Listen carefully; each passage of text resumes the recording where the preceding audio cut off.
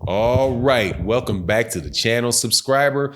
We are going to talk a little bit about Anthony Joshua, who is going to be fighting Andy Ruiz in Saudi Arabia, and Eddie Hearn, promoter who must not be named, but I always name him, has said that Anthony Joshua needs to snap out of it and focus on Andy Ruiz. Let's talk about that in this video.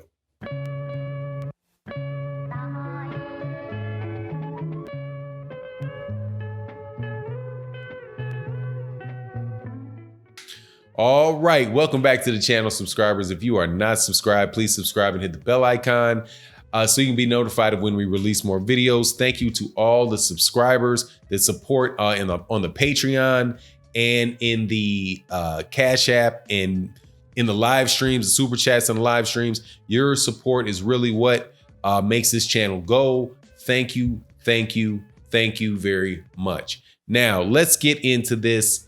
Eddie Hearn was doing a lot of talking. You know, it's a week before the Vasily Lomachenko, Luke Campbell fight that's taking place in the UK. So there's going to be a lot of press there, people asking a lot of questions about this issue, that issue. And obviously one of the big issues are Andy Ruiz and Anthony Joshua. Anthony Joshua being the former WBA, the former WBC, the former WBO heavyweight champion, and the I don't care what his status is with the IBO, because it's not a major championship belt. But note, it will be treated like a major championship belt by these dudes if Anthony Joshua gets him back. But anyway, he doesn't have any of those anymore because not too long ago, he was knocked down 4 times and quit up against the ropes against Andy Ruiz. And there was a storm of speculation about what had happened. Did Anthony Joshua get knocked out in sparring? Did Anthony Joshua have a panic attack walking into the ring? Did whatever else happen, you know, a bunch of did he overlook Andy Ruiz? And Eddie Hearn said that Anthony Joshua just was overlooking Andy Ruiz. He really didn't want to fight him. He really wanted to fight Anthony. He really wanted to fight Deontay Wilder. And he was just upset and distraught. Those are my words, not his. That he wasn't fighting Deontay Wilder. And so he had no passion going into the fight with Andy Ruiz. Yeah, right.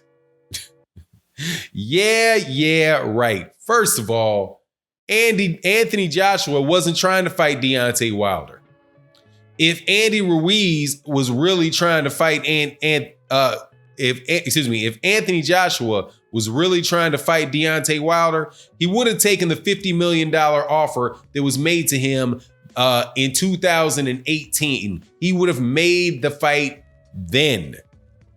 He would not have fought Carlos Takam. But if he did fight Carlos Takam, maybe he could have done that instead of having fought Alexander Povetkin, right? He could have given him a fair offer and just straight up made the fight with Deontay Wilder. How are you going to be distraught about a fight that you ducked out of? And I do not care how many ex-AJ fans come out the woodwork trying to say that wasn't the case. That was the case. Anthony Joshua did not want to fight Deontay Wilder, or that's one option. Or the other one is that Eddie Hearn wouldn't let him. Now, why wouldn't Eddie Hearn let him? Why was Rod McCracken saying that he wasn't ready yet? I do believe that's something that Rod McCracken said. Why were people like Teddy Atlas saying if Anthony Joshua was allowed to fight Deontay Wilder, whoever allows that fight to happen needs to be put in jail? Why would they say that? For the same reason that the 4 knockdowns against Anthony that Andy Ruiz put on Anthony Joshua and made him before he made him quit. Same reasons those happened. The same reason that in the middle of a fight that Vladimir Klitschko knocked Anthony Joshua down and was almost able to get him, even though the guy was well over 40 years old, hadn't fought in 2 years and was coming off a loss. And that's because Anthony Joshua is just not that good. We've been saying it. I've been saying it. Anthony Joshua's just not that good. And the reason that he got beat by Andy Ruiz didn't have anything to do with, I don't believe it had anything to do with the panic attack. I don't believe it had anything to do with whatever was going on between Eddie Hearn and Anthony Joshua's father. I think it had everything to do with what was going on with Anthony Joshua and Rod McCracken and Tony Sims. That the fighter and the trainers that were involved in his career did not do a good enough job to prepare themselves to beat a better fighter. And that's what Andy Ruiz is. Andy Ruiz is a better fighter. Point blank, period. Now this fight is going to go over to Saudi Arabia, right? For a lot more money. Costing them a lot more money to take it over there to Saudi Arabia. For what? Personally, I believe it's so that they can get every conceivable, besides money, they can have every conceivable advantage possible. I don't trust the fight in Saudi Arabia from Andy Ruiz's perspective. Funny things can happen, but I don't believe that Anthony Joshua is going to turn into and become a better fighter than Andy Ruiz is. He's just not as good. He's bigger. He's longer. I don't know if he's stronger, but he's definitely bigger. He's definitely longer. And there are definite advantages that Anthony Joshua has over Andy Ruiz. He hits hard enough to knock down Andy Ruiz. But when Andy Ruiz got knocked down, all it seemed to do to Andy Ruiz is piss him off. Because he jumped up and knocked the dude down 4 times and knocked him down immediately. What's going to happen to Anthony Joshua when Andy Ruiz starts getting comfortable? And I don't care about any of the workout rumors for Andy Ruiz either.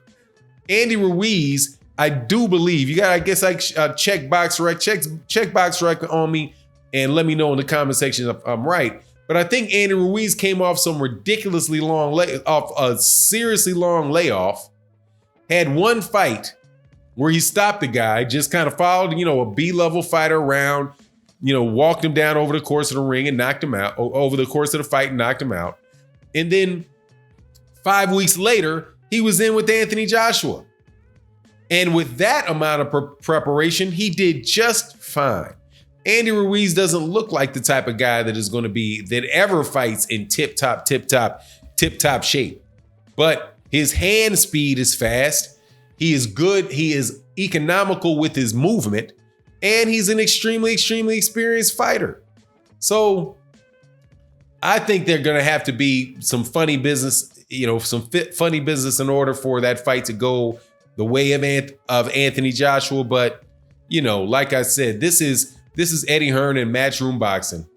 We have another not controversy coming up, but there's another heavyweight. Obviously, the concern about Matchroom fighters and this drug testing is so serious that Joseph Parker is threatening to pull out of the fight with Derek Chisora unless they put in blood and urine testing, Vita blood and urine testing for their fight. And I wonder why Joseph Parker might be feeling that way. Because Joseph Parker lost to Dillian White. And Dillian White popped dirty for D-ball and was passed and allowed to go into a fight by UCAD. Maybe that has something to do with it. But that's, I don't want to go and just accuse Anthony Joshua of using performance enhancing drugs. It's just one of the things, man, that really makes me wonder about Matchroom. There's all kind of reasons to believe that Anthony Joshua is, right? And they are just eyeball reasons. They're eyeball reasons. The massive amount of muscle gain that took place. There's a picture of him with Tony Sims, who was his original trainer when he came out for his first think Tony Sims was his trainer all the way up until maybe the Charles Martin fight. I think it was up until up until right after the Charles Martin fight, I do believe. That was his trainer. You look at his body and like the thinness of his face, how the thinness of his neck, and then look at him now, and it's like night and day, man. It's like night and day. Just funny business, man. Just real funny business over there at Matchroom. It's sad for boxing. You got the Dillian White thing going on. Eddie Hearn this weekend giving conversations with Radio Raheem, talking about, asking these ridiculous questions like, you just ask me and tell me, why would UCAD approve him if he had tested dirty? Just think about that. No, Eddie, I'm not going to think about that. That's a question I'm asking you. The leak is that the dude tested positive for performance-enhancing drugs. Why did UCAD let him fight? Well, UCAD let him fight. You tell me why. No. Man, it's just shady business, man. It's real shady business over there. Anyway, you let me know what you think in the comment section. But Anthony Joshua definitely does need to focus, because if he doesn't, he's going to lose. However, I think that there's enough stuff going around and other people focusing on setting the advantages for Anthony Joshua that he might just be able to pull it out. Anyway, it is what it is. Let me know what you think in the comment section. And with that, I'm out. Peace.